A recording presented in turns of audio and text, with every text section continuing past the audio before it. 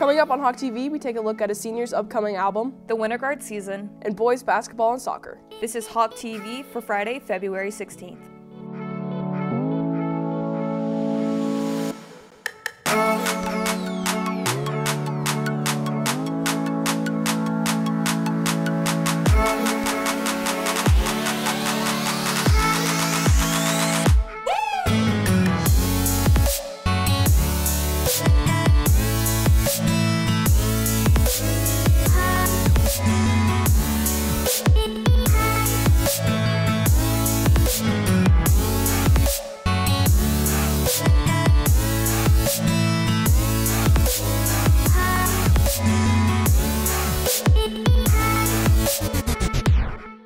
Good morning, Hebron High School. I'm Elena Barnes. And I'm Hannah Mobley.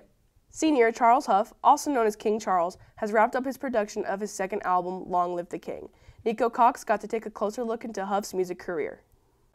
What started out as an inability to pay for a producer turned into 3 homemade collections of music for senior Charles Huff. I couldn't afford to have anybody else to do it for me because I was on that broke people life, you know what I'm saying?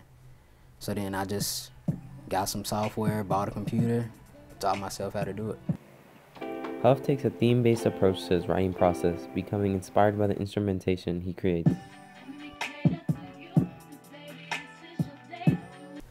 First, I always like to go in with a like subject matter that I want to talk about, whether it be political or, you know, just turning up or whatever. And then once I do, I usually get a hook first. And then after I get the hook, I kind of like freestyle a bar or so to get where I'm gonna go. Recording, I like to run through the whole song twice before I actually record. Then every time I record, I see like the parts that I messed up on or the parts I can improve. Then I go and improve them. Huff draws inspiration from many artists and tries to emulate the real world in his music, covering topics like politics and relationships. The artists that inspire me is very diverse. I mean, I get a lot from J. Cole, then I can do Chance the Rapper, then I go to Tupac. So it's kind of like a complete mix in there.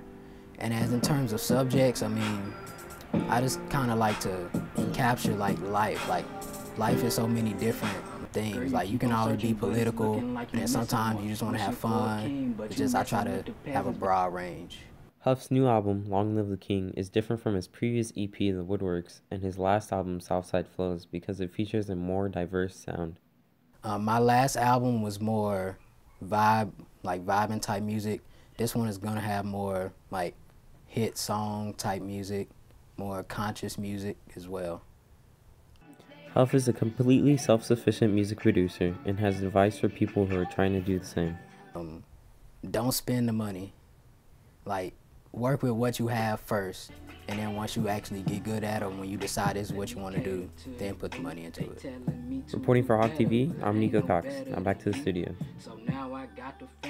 Long Live the King will be released on Saturday, February 17th. It can be streamed on Spotify, Apple Music, and SoundCloud. Wednesday was Valentine's Day. Cole hit the hallways to ask questions about love and relationships. Hi, I'm Cole. This is Cole in the Concrete, Valentine's Edition. Let's go! First question, define love. Loving and caring for another human being. A lot of money. Love is when you buy someone food that they want when they're hungry. It could just be a feeling. It could be I'm knowing deeply inside that you really love or like someone. Love is accepting one's mistakes and loving them for who they are. Do you believe in love at first sight? Yeah. Duh. No. No. No. Yes. What's better, flowers or chocolate? Chocolate. Flowers. Chocolate. Flowers. All right, do you prefer flowers or chocolate? I think I might know this one. Chocolate. Oh. Wow. If you were to be serenaded by one love song, what would you want it to be? Baby by Justin Bieber. I'm Rude by Magic. Respectable. It would have to be a song by Shawnda. Maybe Swedish Taboo. Africa by Toto. I honestly don't know. Think of one. I don't want to. Pick an Ed Sheeran song. I guess Perfect. It's a good one. The Ed Sheeran Perfect song? Yeah. Ed Sheeran, Perfect. Darling, I Do. Yeah. It's off the Shrek movie. It's off the Shrek movie. All right, thank you guys. Thank you very much. Thanks, Cole. In 2004, Texas Education Agency officials designed a policy to help districts ensure they weren't incorrectly sending students to the special education classes. Recently, a Houston Chronicle article suggested there were flaws in the policy that were preventing special education students from receiving the services they need. Michelle Finninger got to take a closer look into LASD's views on the discussion. In past years, some Texas schools have been previously cited for sticking minority students into special education. This led to an 8.5% cap being placed onto special needs services in school districts. LASD Superintendent Kevin Rogers said that giving students the education they deserve is better than fulfilling a cap placed by state officials.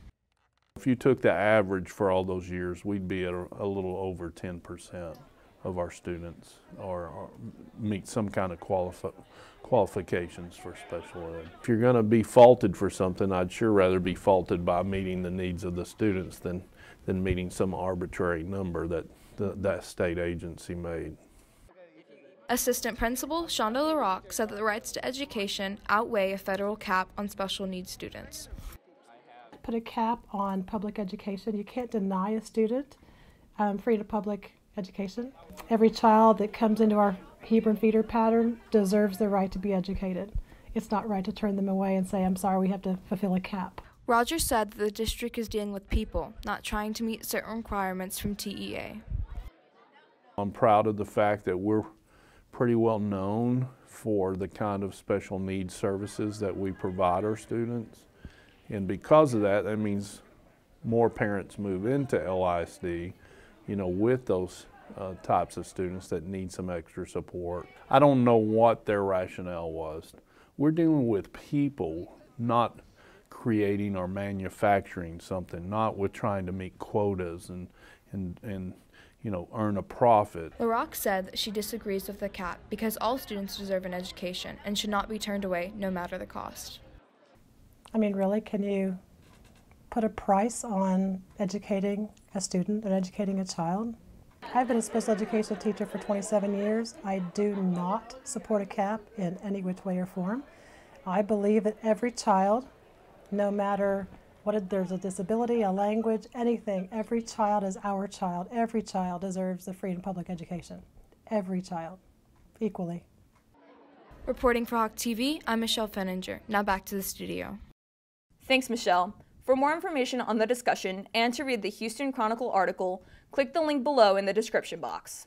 We'll be right back. All right, guys, Ox is on me.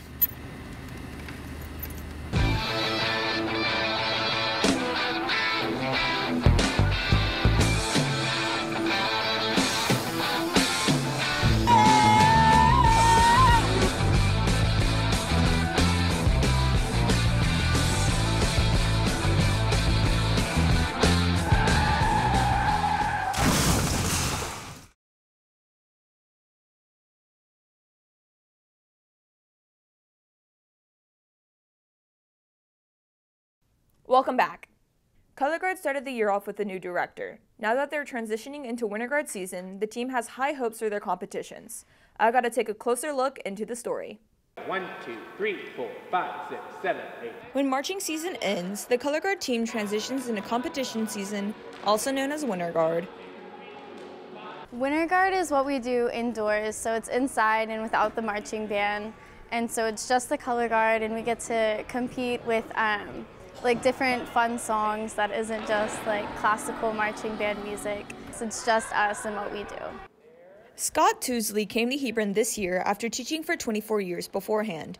Guard members said he has brought a new level of care to the program. The Color Guard had pretty limited skills when I got here, and we just wanted to improve on that. He cares so much about us, and so it helps us care, but he's here for us and by our side, and so it helps. Winter Guard placed third at the NTCA at Bowell and will compete again next weekend at the NTCA Chisholm Trail High School. Senior captains Anna Berumen and Raeven Franklin said they enjoy how the show has come together. My favorite part of our performance is the beginning because it's kind of a lot of improv and dance stuff and it's eerie and kind of creepy. We've never done anything like that, so it's a lot of fun. At the very beginning, I have a solo toss and it's a 5 and then it like rotates 5 times in the air and it's just me on the floor in the center by myself and everyone is like around the floor. And so practicing for that has been really hard and in the show it's really nerve-wracking. Toosley said that the girls are well prepared for the competition and that he hopes they will do well. I just want them to be, I mean, this is competitive, it's highly competitive. And I want them to be right in the mix of things. I want them to be able to stand up to the plate and swing as hard as they can, and I want them to be competitors. He wants to see each of us be our best and really he really pushes us to be as best as we can be. Reporting for HawkTV, I'm Hannah Mobley. Now back to the studio. The color guard will have their next competition on February 23rd. The boys soccer team has started the season with a 7-3-3 record going into tonight's game. Huff got to take a closer look into the season.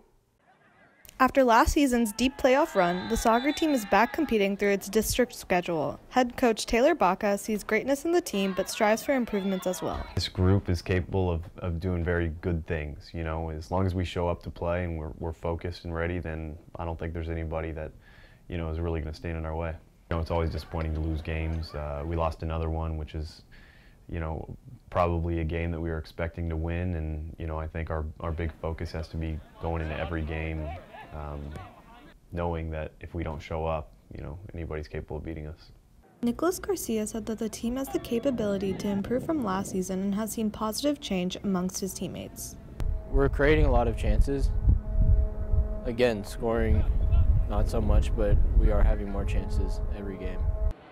Baca said that there are good chances for the team to succeed in tonight's game against Southlake and wants the team to focus on getting the win that they need. You know, last time we played Southlake Carroll, we had a really good result. We beat them 4-1. We know that Southlake is always a good team, though. They're fast and they're physical, and you know, I have a feeling they're going to be coming out looking to get a little bit of revenge from the last time. But yeah, we just need to go out and play our game and get 3 points. Reporting for HawkTV, I'm Hanya Qureshi. Now back to the studio. Thanks, Hanya. The boys will be playing tonight at 7:30 at Southlake Carroll. Finishing the season as district champions, the boys basketball team is getting ready for the first round of playoffs. I got to take a closer look into the preparations. With the regular season complete, the boys basketball team is preparing for the first round of playoffs. Head coach Mark Bishop said entering playoffs will be a challenge. Our region is one of the toughest around, so Region 1 is always really tough. So, and our first by-district game will be a tough one as well.